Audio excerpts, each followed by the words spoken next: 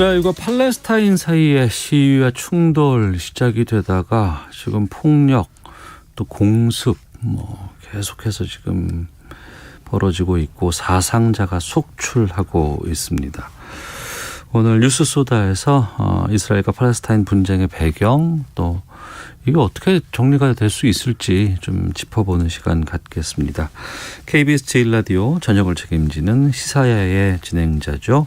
시사평론가 김성환 씨와 함께합니다. 어서 오세요. 네, 안녕하세요. 예.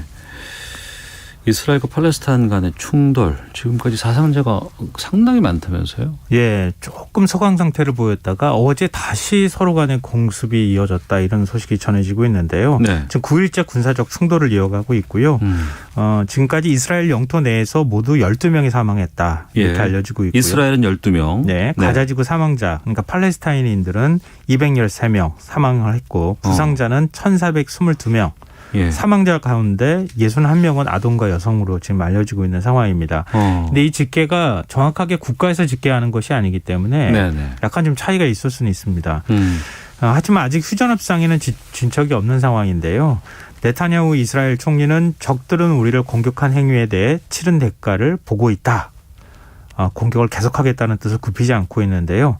이집트가 양쪽에 휴전을 제안했다고 합니다. 네. 근데 하마스는 수용했는데 이스라엘은 현재까지 아무런 반응을 보이고 있지 않다. 이렇게 현지 매체가 전하고 있는 상황입니다. 하마스는 팔레스타인 내에 무장단체 이렇게 이해하면 되는 거죠? 정당이라고도 이해할 수 있을 것 같고요. 정당도 되고. 예, 왜냐하면은 미국에서는 테러 단체로 규정하고 있어요. 그런데 예. 팔레스타인 내에서는 또 정당 역할을 하고 있어서 서로 간에 보는 시각 차이가 있습니다. 네. 이스라엘과 팔레스타인 간의 영토를 향한 것, 종교적인 갈등 이런 건 엄청나게 오래됐었는데. 네, 맞아요. 이게 지금 이 일이 벌어지는 게 가자 지구라는 곳이잖아요. 네. 어떤 곳이에요, 여기가? 이게 역사가 복잡한 만큼 영토도 굉장히 복잡하게 돼 있어요. 실질적인 지배 권한을 누가 갖고 있느냐 이것도 좀 복잡한데요. 가자 지구는 팔레스타인 영토입니까? 팔레스타인 자치를 허용한 지역이다 이렇게 표현하는 게 가장 정확할 것 같아요. 네. 이번 기회에 한번 영토를 머릿속으로 그려보시면서 얘기를 들어보셨으면 좋겠는데요. 이스라엘 영토는 지중해 연안에 있죠. 근데 요르단과 이집트 시나이 반도 사이에 끼어 있습니다. 이렇게 약간 좀 찌그러진 마름모 모양을 하고 있어요. 이스라엘의 영토가. 네. 네. 근데 이게 원래 팔레스타인 땅이었던 거죠. 그렇죠. 더 거슬러 올라가면 네. 이스라엘 땅이었다고 얘기하고 있는데 흔히 팔레스타인 자치지구라고 부르는 곳이 두 곳이 있어요. 그러니까 가자지구하고 요르단강 서안지구. 이제 이게 그곳인데 요르단강 서안은 이스라엘 동북쪽 요르단과 국경을 맞대고 있습니다. 그러니까 바로 그 안에 예루살렘이 위치해 있는 거예요. 네. 근데 또 예루살렘은 서예루살렘은 이스라엘이 지배를 하고 있지만 동예루살렘은 이스라엘이 지배는 하고 있지만 국제법상 팔레스타인 자치지구 안에 들어가 있어요. 이스라엘이 지배하는 것은 불법입니다. 예. 근데 가자지구는 이스라엘 서남 쪽에 조그만한 모자이크 조각처럼 붙어 있어요. 이집트 바로 위에 붙어 있는데요. 동서로 10km, 남북으로 40km 정도의 아주 좁은 지역입니다. 그러니까 이스라엘이 1967년 3차 중동 전쟁으로 이 지역을 지배했다가 네. 2005년 군 병력을 철수했어요. 그렇지만 국경에 8m가 넘는 높이의 장벽을 쌓고 해상까지 봉쇄를 했습니다. 그러니까 이스라엘 장벽 쌓는 모습 아마 기억하실 거예요. 네. 이곳에 살고 있는 200만 명의 팔레스타인 주민들은 외부로 나갈 수도 없고 또 외부에서도 들어올 수도 없는 상황입니다. 기본적인 생필품은 물론이고 물과 전기 이런 걸 다 이스라엘의 허락하에 한정적으로 공급받고 있는 상황이기도 해요. 근데 이거 어디로 도망갈 수도 없는 바로 이곳에 사람들을 사실상 가둬놓고 이스라엘이 미사일 폭격을 퍼붓고 있다 이렇게 생각하시면 될 것 같습니다. 그럼 가자 지구에서 살고 있는 팔레스타인 주민들. 네. 이분들은 자유가 없어요? 밖으로 못 나가요? 그 밖으로는? 예, 그렇죠. 이스라엘의 허락하에만 나갈 수 있는 거죠. 아, 그래요? 예, 이스라엘이 해상도 봉쇄했고 해상 쪽에 접해 있거든요. 예, 예. 근데 그 육지 쪽은 전부 다 장벽을 다 쌓아놨기 때문에 이스라엘 허락 없이는 밖으로 나갈 수도 없는 상황입니다. 그렇군요. 그동안 충돌이 여러 번 있었는데 이 정도로는 아니었어요. 지금 네타냐후 총리 같은 경우에는 우리가 공습한다라고 말할 정도. 원래 이게 지역 분쟁이라든가 소규모로 갈등이 있다가도 대통령이나 총리가 그건 곧 정리될게요 하면서 정리하는 상황이었는데 네. 지금 이 충돌 이 양상이 된 건 어떻게 된 겁니까? 이게 정치적 배경이 좀 깔려 있다고 그렇게 얘기가 나오고 있는데요. 일단 충돌의 그 배경, 원인이 됐던 사건부터 좀 알아보면 좋겠는데 이것도 좀 복잡하긴 해요. 이 사건의 발달이 동예루살렘에서 시작이 됐습니다. 네. 서예루살렘이 조금 크고요. 동예루살렘은 아주 작게 붙어있는 지역인데요. 유엔의 철수 공고를 무시하고 이스라엘이 이 지역을 불법적으로 장악하고 유대인 정착촌을 건설해 왔습니다. 유대인 정착촌이 바로 이 동예루살렘에서 시작된 얘기인데요. 19세기 유대인들 사이에서 시오니즘이 확산이 됐잖아요. 근데 그때가 이제 오스만 투르크가 지배하던 시절이었는데 지금의 동예루살렘 지역에 사람들이 유대인들이 들어가서 팔레스타인 주민들로부터 땅을 막 헐값에 사들이기 시작합니다. 네. 근데 그걸 입증할 자료는 없어요. 그냥 사들였다고 얘기는 하고 있는데요. 근데 유엔에서 철수 권고하니까 이건 우리가 돈 주고 정당하게 산 땅이니까 불법적으로 점령한 게 아니라서 우린 못 나간다 이렇게 버틴 거예요. 네. 정착촌 건설을 계속 강행해 왔는데 유대인 정착민들이 팔레스타인 주민들을 퇴거시켜달라 법원에 제소를 해요. 1심에서 승소를 합니다. 네. 그러니까 붕괴한 팔레스타인 주민들과 유대인들 사이에서 폭력 사태가 벌어졌어요. 그러다가 지난 5월 7일 이슬람 최대 명절 있죠. 라마단. 예. 이 라마단 기간 중에 이 끝나기 닷새 전에 예루살렘 성전산에 있는 아크사 모스크에 모여서 기도를 하고 있는데 이 이슬람 수니파에서는 이날을 권능의 밤이라고 부르면서 굉장히 신성하게 여겨요. 네. 그런데 시위가 커질 것을 우려한 이스라엘 경찰이 기도회를 해산을 하려고 시도합니다. 그러니까 팔레스타인의 이슬람 종교 행사를 하고 있는데 네. 그걸 이스라엘 경찰들이 와서 니는 해산해라고 한 거네요. 네, 그 사이에 충돌이 일어나는 바람에 220여 명의 부상자가 발생합니다. 예. 근데 공교롭게도 사흘 뒤가 예루살렘의 날이라고 해서 이스라엘이 3차 중동전쟁으로 예루살렘을 점령한 것을 기념하는 국경일이었어요. 사흘 뒤에는 이스라엘 이제 종교 행사가 있는 거군요. 그렇죠. 예. 이 교도들이 동예루살렘 구시가지에 있는 성전산의 통곡의 벽에 모여서 행사를 하고 있었던 겁니다. 네. 근데 성전산은 이슬람교, 유대교, 그리스도교, 조로아스터교까지 공통의 다 성지인 거예요. 다 뒤섞이는 지역입니다. 예. 그러니까 팔레스타인인들의 성지인 알아크사 사원도 성전산 안에 있어요. 이 이스라엘 경찰이 폭력 사태를 예방한다는 이유로 기도회에 참석하러 온 팔레스타인 청년들을 강제로 또 해산시킵니다. 네.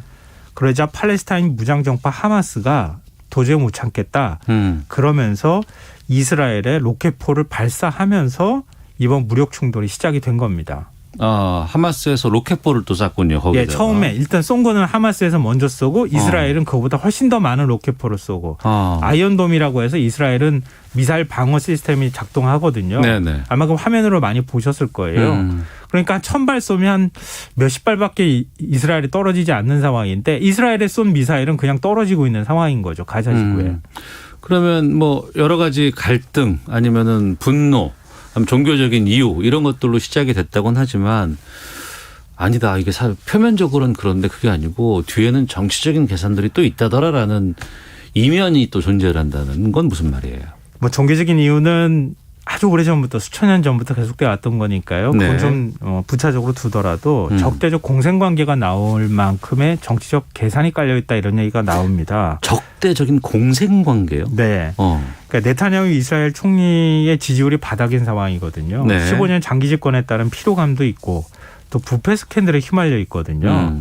근데 지지 기반이 많이 악화된 상태인데 최근 2년 사이에 4번이나 총선을 치르고도 연립정부를 구성을 못했어요. 네. 연정 협상 주도권을 쥐고 있는 반 네타냐후 파는 연정을 위해서는 아랍 정당과 연대가 필요해요. 네. 근데 이럴 경우에 네타냐후 총리는 실각하게 되잖아요. 네. 그러니까 극우파들의 지지도 이끌어내고 반대파가 이슬람 쪽에 있는 그 정당하고 연정을 하지 못하도록 하기 위해서는 하마스하고 더 적극적으로 무력 충돌을 할 수밖에 없다. 그러니까 네타냐후 총리가 실각 위기에서 이 위기를 돌파하기 위해서 하마스와 무력 충돌을 하고 있다. 예, 그것도 감수하면서까지 이런 일을 벌이고 있다. 더 강경하게 대응하고 있다 이런 거고요. 예. 팔레스타인 자치정부도 두 파로 나눠져 있어요. 이번에 공격을 주도하고 있는 무장정파 하마스는 서한 지구를 사실상 통치하고 있거든요. 네. 그런데 아까 제가 그 지리적인 특성을 말씀드렸잖아요. 서한 지구는 가자 지구에서 뚝 떨어져 있어요. 그 사이에 이스라엘이 들어가 있어요. 그러니까 두 곳으로 분리되어 있는데 이 서한 지구는 옹곤파로 분류되는 파타라고 하는 정당이 지배하고 있습니다. 예. 두 정당이 15년 만인 오는 22일 통합 총선을 치를 예정이었는데 이 파타 쪽이죠. 예. 아바스 자치정부 수반이 돌연 총선을 취소시켜 버렸어요. 그러니까 압승을 기대했던 하마스가 그 불만과 영향력 확대를 노리고 무력 충돌을 감수하고 감행하고 있는 것 아니냐 이런 예. 분석이 나오는 겁니다. 그러니까 서로 간의 이해가 딱 맞아 떨어졌다는 얘기예요. 그러니까 양쪽에 뭐 정치적인 계산들이 깔려 있을 수도 있는데 문제는 그러면서 팔레스타인 국민들뿐 아니라 무고한 국민들 주민들이 이스라엘도 그렇고 피해를 주민들이 보고 있는 거죠. 피해를 참 보고 있는 서글픈 건데. 일인 거죠. 근데 이제 뭐 로켓포도 쏘고 미사일도 왔다 갔다 하고 이거 좀 휴전을 좀 해야 되지 않나 싶은데 앞서 이집트가 중재에 나섰지만 안 되고 있다면서요.